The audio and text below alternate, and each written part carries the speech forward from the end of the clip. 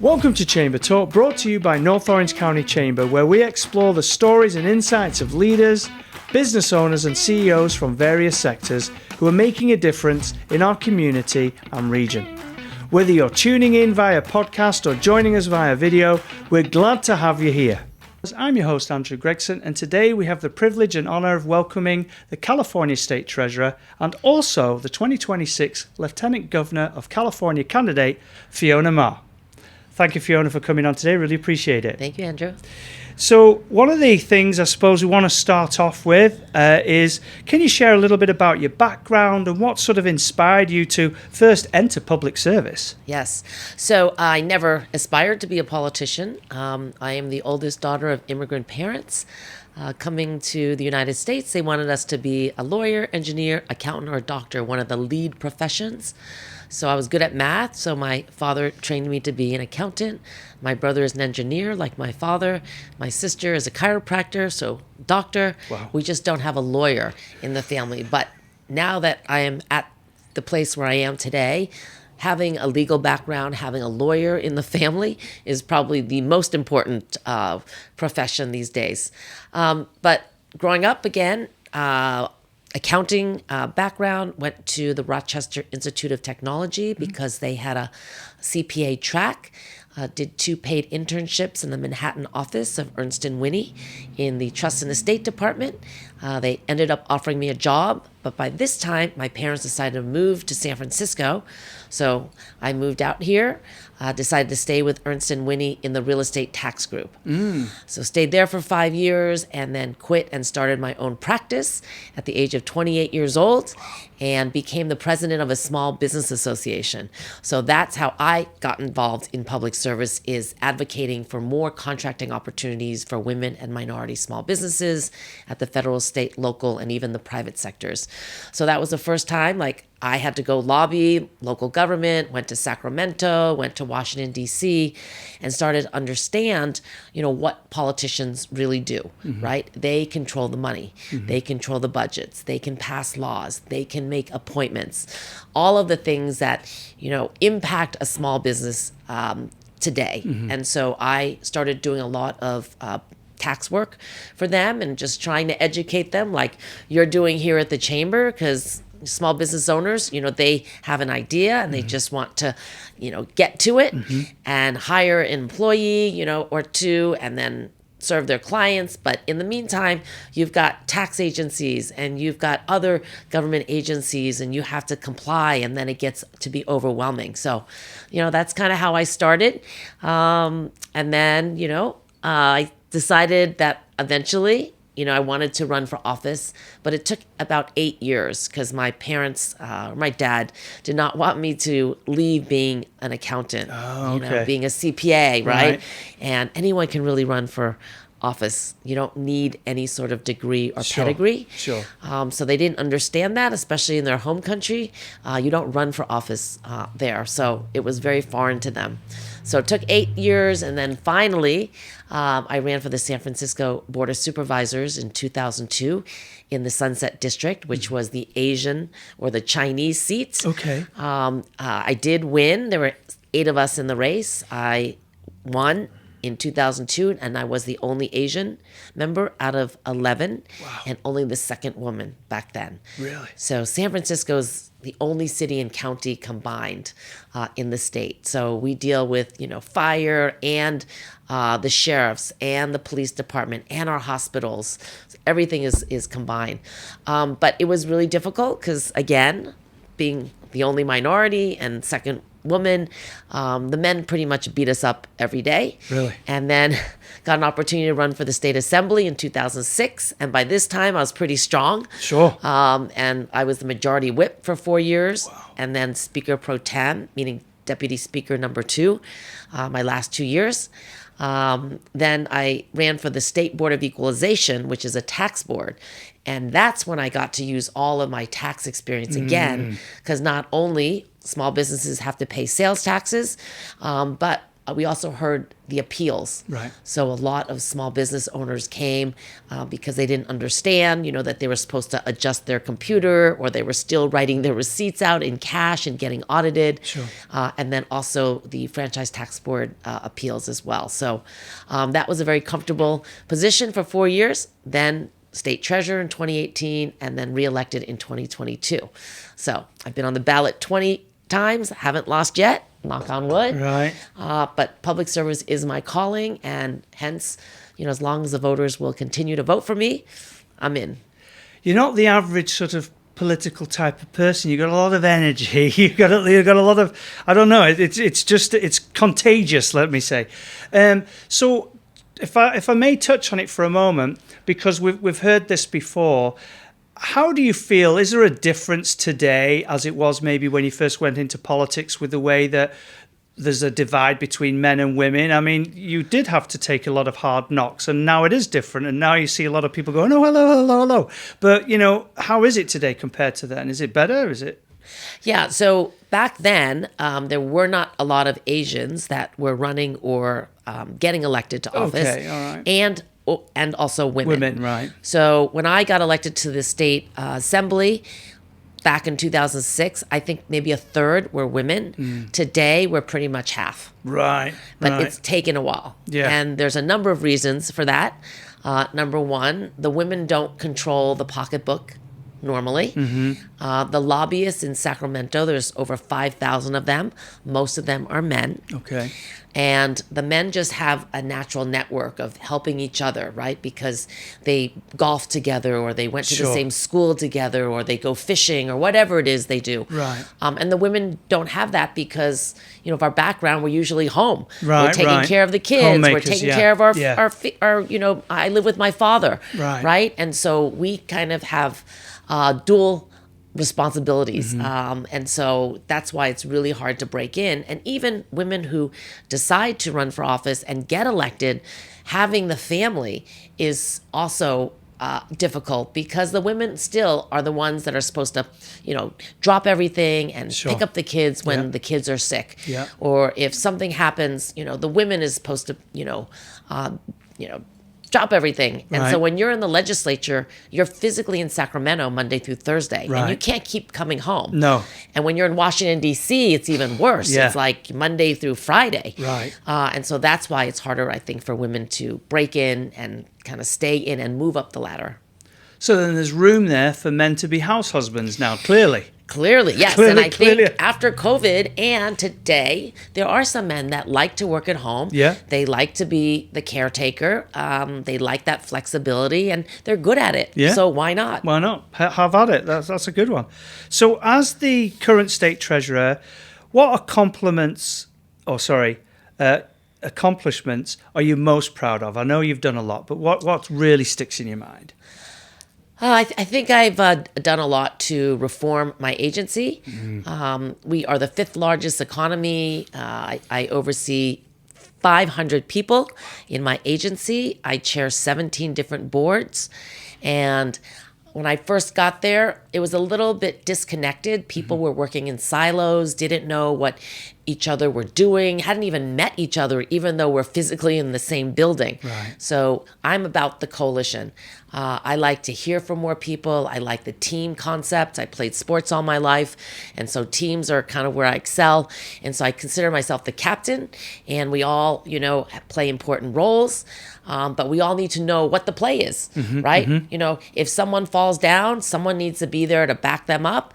If someone's feeling a little down, we gotta, do a little rah-rah. Sure. So I think the morale is pretty good in my office now. I have good deputies. And then secondly, because I'm a real estate tax accountant, I oversee the tax credits and the bonds for affordable housing. And this is for low income, very low and extremely low income individuals. So about 40 or 50% average median income. And because the rates have been good and the economy was pretty good, we've been able to build thousands of new units. so that are going to last, for many decades. So the affordable housing now in California is, really amazing. It's very dignified place to live, and we're just trying to help people get on their feet, stay employed, and obviously having, inexpensive rent, as we talked about, is very, is very helpful for families. Now, you mentioned something there, just quickly jumping on it. You said you played sports. What were your favorite sports, or what were the ones you liked the most? Junior high and high school, I played tennis, volleyball, basketball, and softball. And even though I started playing tennis at an early age and even played tennis in college, I really liked the team sports. So I liked basketball, softball, and volleyball probably the best. And good for you. Yeah. Good for you. Now, just you did mention affordable housing, which has been a huge issue everywhere. And the word affordable is very loosely used, isn't it? Yes. So, is affordable, when you're talking about it, what do you utilize the word affordable? What's your meaning behind that? Yeah. So affordable typically means about 50% average median income and below. Okay. When we talk about like 50 to 120%, it's more workforce housing, middle income housing. That's where we are really missing the mark, and we need more investors to come in and develop, because the first-time teachers and government workers and nurses, that's the type of housing that they need. Right. They don't qualify for low affordable income units, sure, but they need also affordable market rate units, and so that's where California is really. That's where we desperately need the housing. Now, we're being in California, we have lots of different areas. It's a very big state. Down here in Orange County, maybe the average salary is slightly different than maybe a crossover to Bakersfield or something like that. With you sort of like running the state, lots larger situation there. How do you sort of play around with that? Because, affordable, the average person here is $60,000-$70,000. Somebody else, it might be 40 to 50. Yeah. How does that play in line with that sort of stuff? Yeah, so we changed our scoring system when I started. Good for you. To make to create kind of buckets that are geographical, as well as to a certain type of housing. Right? There's family housing, there's veterans housing. Multifamily, etc. So when you break it out and put them into buckets, then other jurisdictions around the state can actually apply and win. So it's not like Bakersfield is competing with San Francisco. That makes sense. So the Bay Area is competing against each other. Right. The rural communities, the north and the south and the east, have their own distribution allocation. So that's really helpful. I like the way that you thought about that. That's definitely a plus for everybody. Now, just before we move on, because we do want to talk about your, your campaign and you're running for Lieutenant Governor, but just before we do, obviously, State Treasurer, you're leaving that position anyway in 2026. What happens when somebody takes over? Does it just like everything you did stops and then they decide to run it on, or is it a case of, oh no, you've got to keep this going? Well, how does it go about? Yeah, it just depends. It depends on who your successor is and who your predecessor was. Okay. So assuming that I am supporting my successor, normally I just let them. I turn everything over to them. I don't make them start all over in terms of getting, all the names for our newsletter, for example. So I don't just shut it off like you hear at the White House, when different parties are like, oh, they shut it off. They start taking keys off of their, computers and stuff, right? Just to mess up, the next person coming in, right? Yeah, right. And I don't believe that that's healthy for government. No. So, I don't take anything personally, even if it's someone I don't support. If I've done a good job, I'm going to lay it out and put it all into, the transition binders for them. And it's up to them whether they want to continue what I'm doing or they can change everything. But I always believe if things are working, why change it, right? Yeah. And if something is working well, why don't you just slip in, check it out, and then you can make improvements from there. But to change everything, wholeheartedly, willy-nilly, just because you're starting really creates a lot of chaos and uncertainty and angst, not only with your employees, but the public that you're serving. Rest of everybody else. That makes sense. Now, we were mentioning a moment ago, and it can't be easy. So running for a position that is part of the state, how do you deal with that? Because, I mean, if you're local, it's easy, isn't it? But when you're visiting everywhere, how does that plow into your everyday life right now? Yeah, so when I first ran for the Board of Supervisors, it was 70,000 people. Then State Assembly was 450,000. Then Board of Equalization was 10 million. And now I represent all 40 million. So I've kind of done the steps to, understand, how different levels work, and also being able to expand, my base. So running statewide, it's not easy. My secret sauce is showing up, going and visiting companies and businesses, meeting with investors, trying to attract them, and having my ears and eyes on the ground is why I think I am successful. So when I'm talking to someone, or someone's asking me their opinion or what we should change, it's based on real people. Sure. And real conversations and real issues that are happening and challenges. So that's my secret.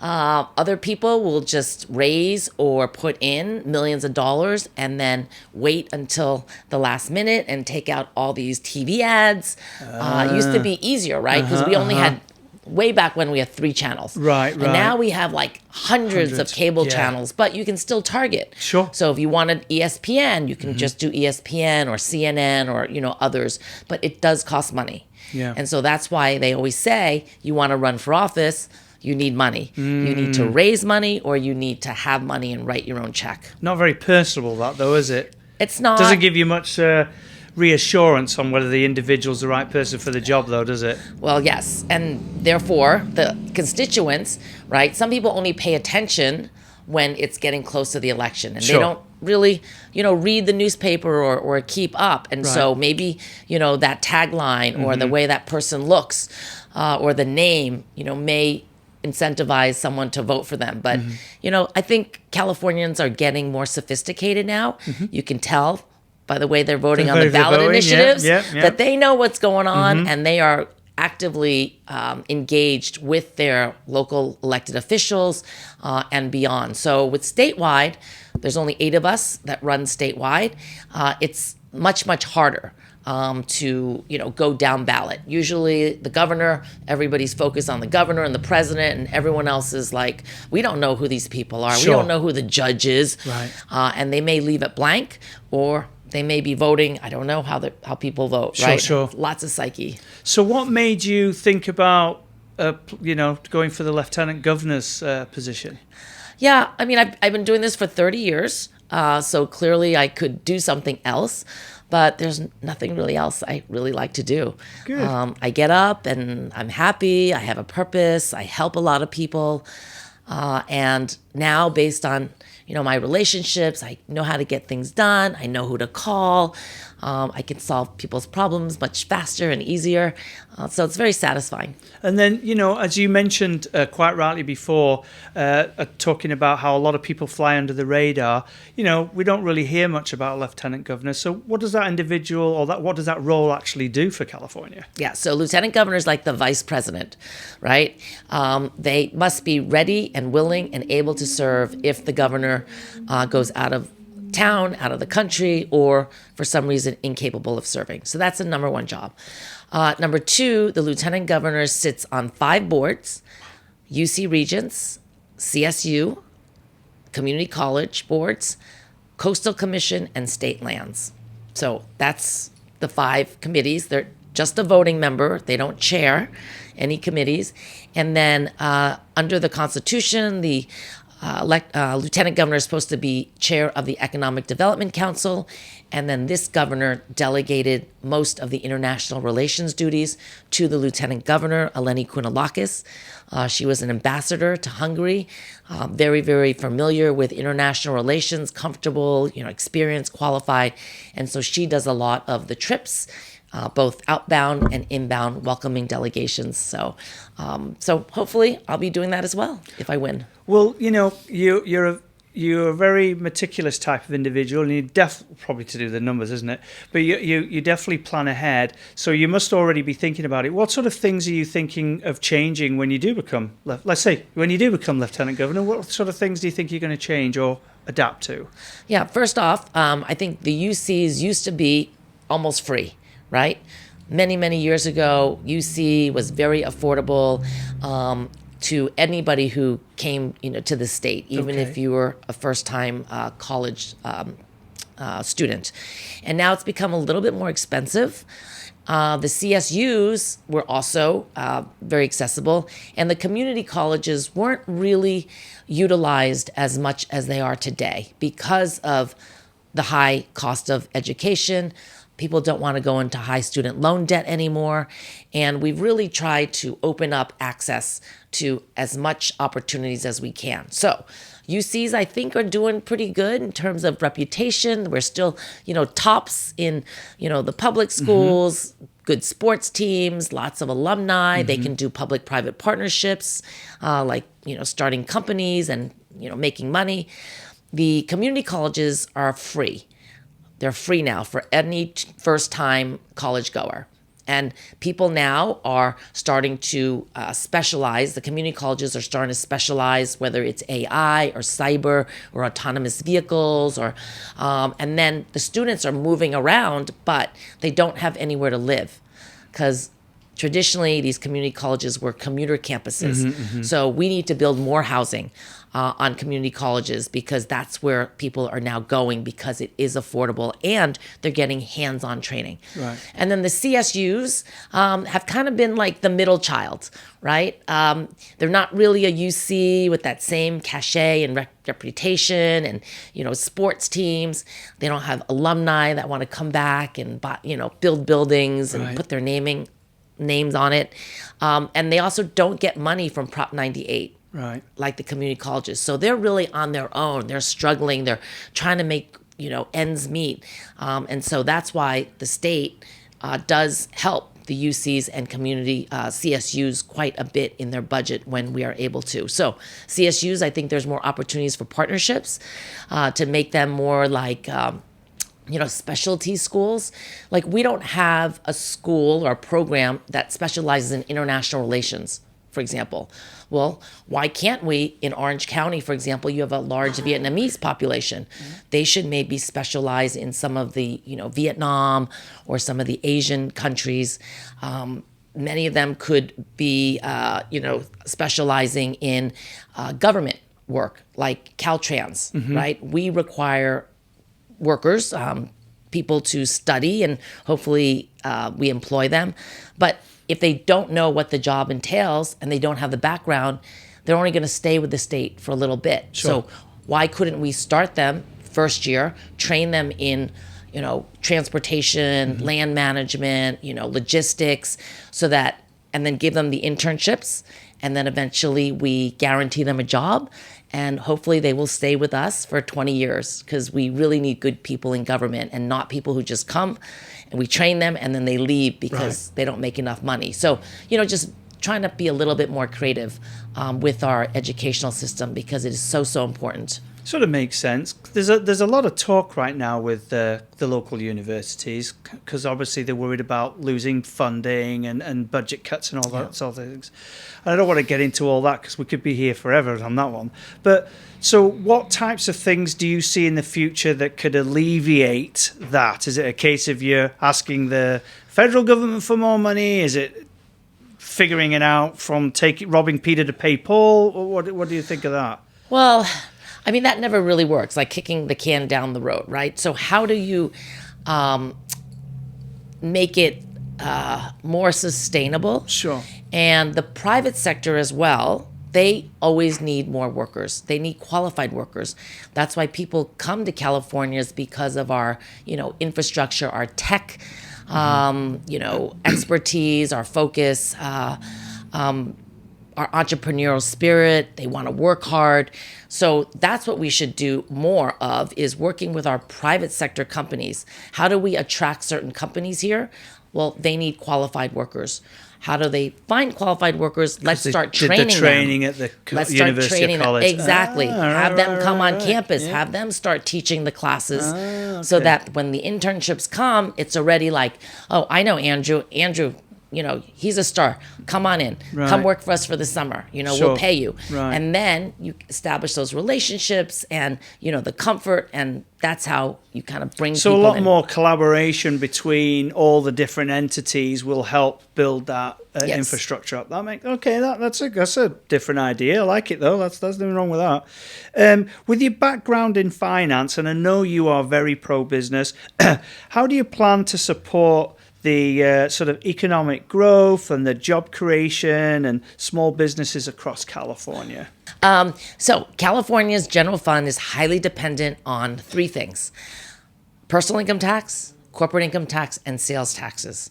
So if we do not have high quality jobs here in California, or companies that are offering stock options and bonuses, right? That's how we have been able to continue to have surpluses over the years, mostly due to the tech industry. So we have to keep those jobs here. Then when people have jobs, well, they're able to spend money in the community. Sales taxes are a big revenue generator for the local governments. And during COVID, because everyone was stuck here in the state, our sales taxes went through the roof across the state. Right. And then once everyone started traveling again, that's when, it started to decline. So the large businesses also generate a lot of revenues for the small businesses, like Hollywood, where when we have movies and people coming in to film, well, the restaurants are full, hotels, the caterers, the hairdressers, right, the makeup artists, they're all busy. But then when Hollywood is not happening, like right now, all of them are waiting, and they're kind of struggling, and they're not doing well. So kind of it has to have the whole ecosystem, not only the small businesses, but the big businesses.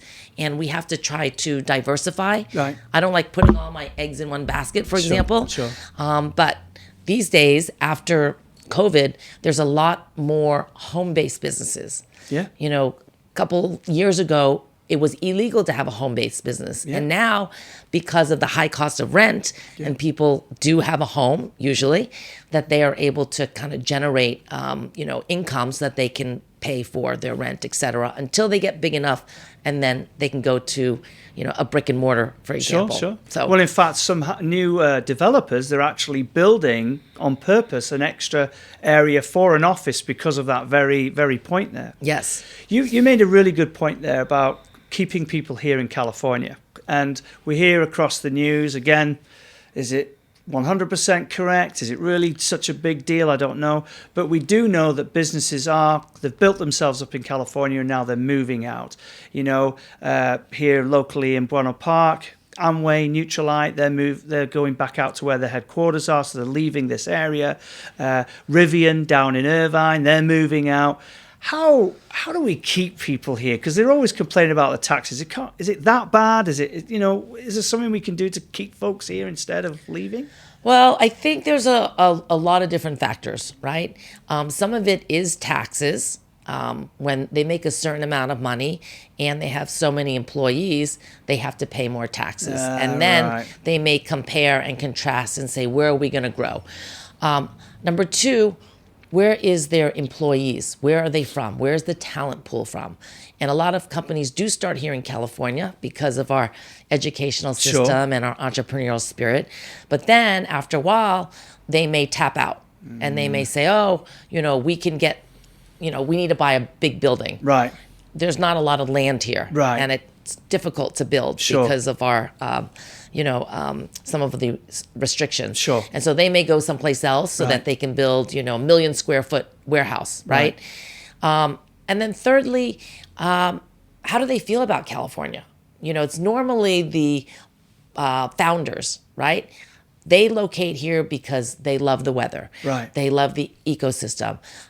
They, want their kids to grow up here, right? So the school systems have to be good. Yeah. The environment needs to be good. The quality of living has to be good. And then if their employees want to live here, then they're not going to move necessarily to Texas. Right. Right? So then they're going to have to think twice. Like maybe they will have another office someplace else, but knowing that, if our employees are top notch, they're not going to want to move. Sure. Then they're going to still have to have a presence here. Right. So it's a number of factors. Yeah, that makes sense, though. It really does.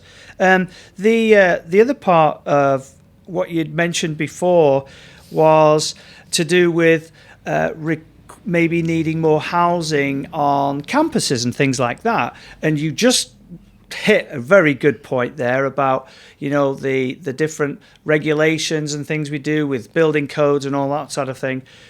How do we get around that? Because that's not as easy. California could say, well, you need to start building more houses, and the cities are going to go, yeah, in time. Well, we do have RENA numbers, and those are recommendations for every city and county to build a certain amount of housing to keep up with the demand. Right. And some are keeping up with those numbers and meeting those goals, and some are not. And when they're not, that's where the governor has gotten involved in terms of suing certain cities that did not want to build any new housing, for example. Right. So we do have kind of tools in our toolkit to incentivize those that are doing better and want to do more, and we do that. But there's always those that just don't want to comply. Talking about that point, and I know maybe it's not in your realm, but it sort of will be. When you're pushing back on some of these cities, because laws are laws, aren't they? There are different ways that cities can then operate. They can change the way that they then operate as a city, which then really separates them possibly from the state, which really isn't a good thing either. How do we sort of maybe work together so that doesn't happen as much, or see that go across?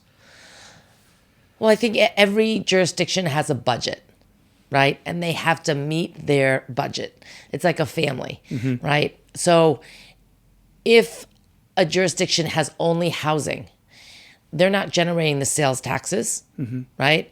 And that's why certain jurisdictions have a lot of car dealerships, for example, because big money. They're making money. Big sales tax, If you don't have a hotel, you're not generating bed taxes, right? And with property taxes, if you have an aging population and they're under Prop 13, their property taxes are still very, very low. Yeah. So then how is that city going to pay for their police officers, their firefighters, right? Their government workers. And so that's why it's important that you diversify. But to diversify, you have to think about, where you want to go and where you want to be. Right. And if you want more workers to come, they have to live someplace. Right. And so saying no to housing means that you're going to not attract businesses. Sure. And eventually, that jurisdiction is going to have a hard time balancing their budget. So we've talked a lot about private sort of partnerships and how to build that and driving things. And we've talked quite a lot about housing and the increasing supply and the affordability of all that. With all this comes a lot of regulations. How do we sort of like maybe streamline or somewhat open up these regulations so it's easy or less difficult for all these things to go through and happen? So it's not that easy an answer, right?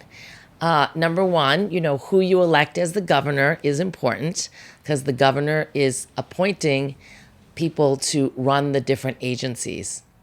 And depending on who that person is, have they come from the private sector? Do they do outreach to the community? Or are they like in their office making their own decisions? Then the regulations probably are going to be too strict. And then you see this, the community rising up and rebelling because they didn't know it was going to happen. They're setting mandates, and all of a sudden they can't make it and meet them because it costs too much, right? So encouraging people to get more involved in government, like you represent your chamber. So your job is to look out for things that are happening in your community. They should be joining their chamber if they don't have time to actively engage. Then your job is to follow the legislation, right? Work with your assembly members and your senators to say, hey, these are some of the priorities. And if there's certain things that are coming, you also depend on them to give you feedback so that you can let the people know. Sometimes when things aren't able to be addressed at the state level through the legislature, then people put things on the ballot, initiatives. Right. And we have a very easy or open or flexible way for, people to put initiatives on the ballot to let the voters decide. But when it's on the ballot, it is not a compromise. It is one side putting something on the ballot that they hope the voters will vote for so they don't have to go through the legislative process. Because when you go through the legislative process, you elect these people to do their job. You have to go through at least 3 committees in each house. And every time you go through a committee, there's always going to be someone that said, we need a compromise, you need to tweak this, add this, delete this. So when it finally goes to the governor's desk, it's a better document. It's a better, well thought out, the law. When you put on the initiative, it's just one side because they couldn't get it to the governor or they don't want to compromise. And then once the voters vote for it, it supersedes what the legislature is doing. Right. So that's what I tell people because they want to know, why can't the legislature pass it? Why are there so many initiatives on the ballot? And that's because people don't want to go through that compromise and that 9-month period to get the bill onto the governor's desk. They'd rather just, set aside, $2 million, get people to sign a petition, put it on the ballot and hope the voters vote for it. And they've cut down a lot of time. They don't have to compromise. And then if it passes, then that becomes law of the land. That's serious, isn't it? It is serious. So people should read the initiative. Plus, all the way through. Plus, there's no cost really in there. So you don't know when you vote for an initiative how much is going to go there. How much is going to cost. And when it supersedes the legislature, that usually also means that there's going to be money set aside from the budget that was going to something else, now has to go to fulfill the initiative because the voters voted for it. So, in all honesty, what's the alternative if you see something on the ballot? And I mean, obviously, you're saying don't vote for it if you don't feel it. But I mean, how can you possibly maybe amend or change that? Well, unfortunately, some other states are, they have different requirements. Sure. Like some states, if you want to run a statewide initiative, you have to, it has to go through some legislative process. Right. The attorney general has to go through it and make sure that, it's going to comply or at least not, upset the whole apple cart. Sometimes you have to wait a year before it can go on the ballot. Because, people get worked up. Right. There's a passionate issue that's happening. Sure. And they want some sort of change. They want it on the ballot. But then the next year, it's not a priority anymore. Right. Or, things have calmed down. Sure. So other states, I think, have a more stringent process of putting things on the ballot. But California is definitely the most liberal. I know you, in your current role right now as the state treasurer, you have a lot of things out for businesses to help businesses grow. We were talking about it earlier. I'd like to, let's talk about that for a little bit. You want to share a little bit about what everything's going on and what you've got to offer folks? Yeah, so I've done this in the past in different capacities, and we all have newsletters that we're all, trying to get the word out about different programs. But during COVID especially, we received $28 billion from the federal government. And we rolled out most of them in grants. However, the public general public did not know about it until they saw it in the news. And by that time, it was gone.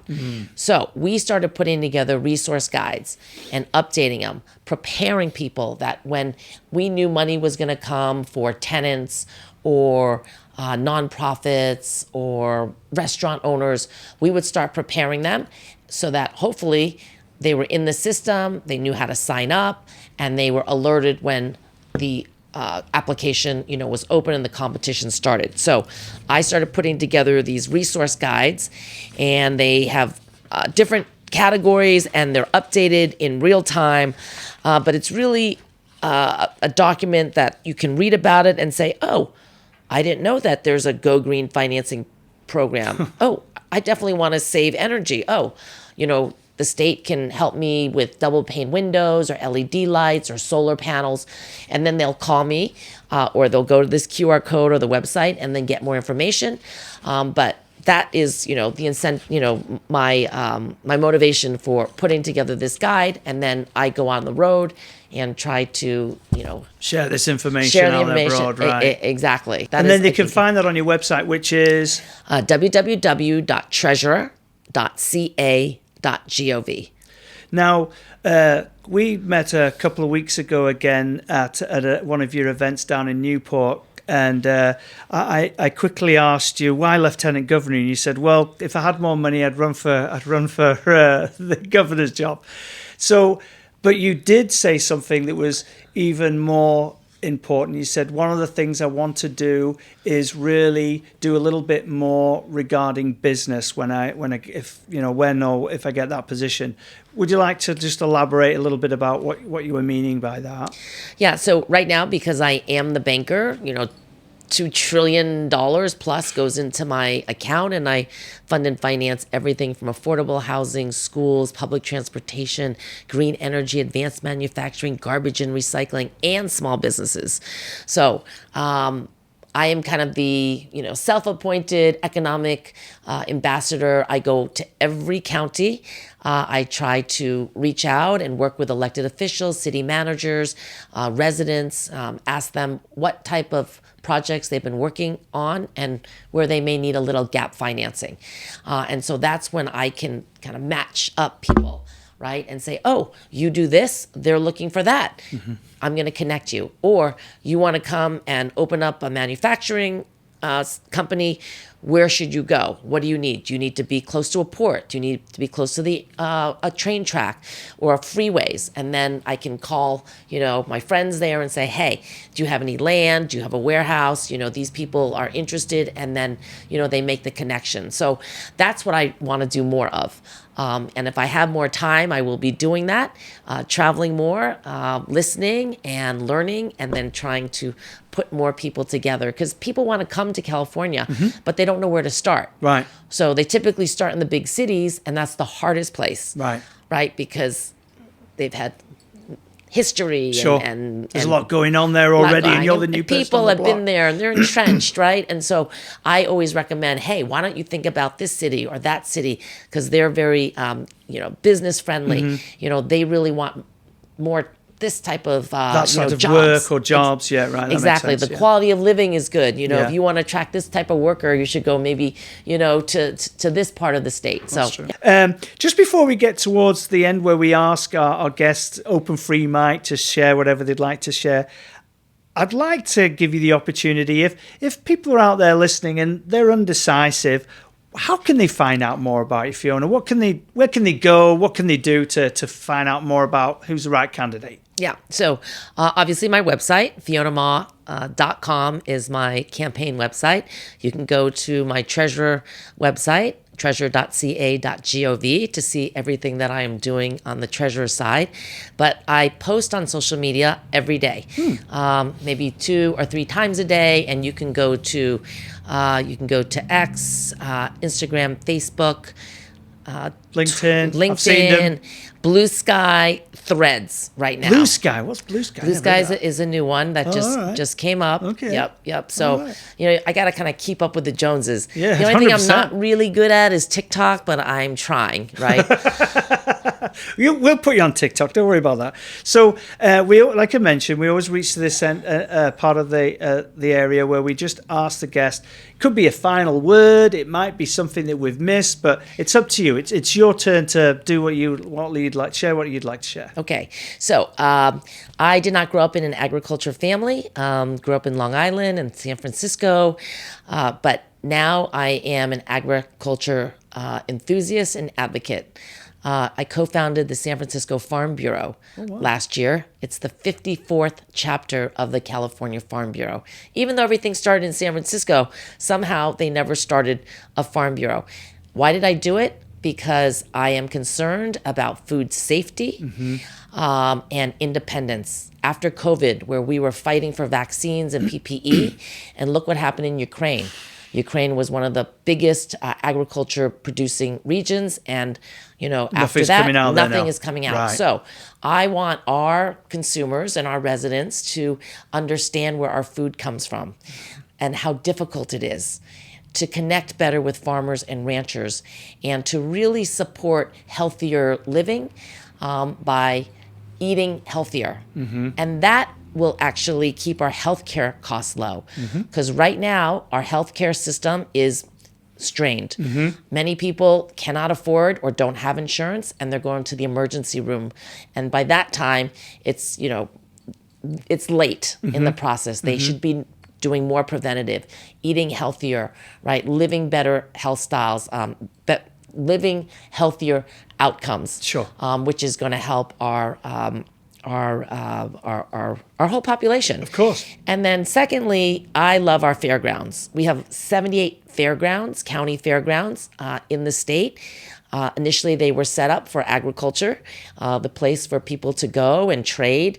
And now they are still one of the cheapest and family-friendly places if you go to a fair. But we need to preserve those spaces for future generations. They're also being used as emergency response sites. Right. Because now, when we have a fire, they need to be able to come to some location and deploy from there. And so, preserving our fairgrounds to me is also a big priority for me.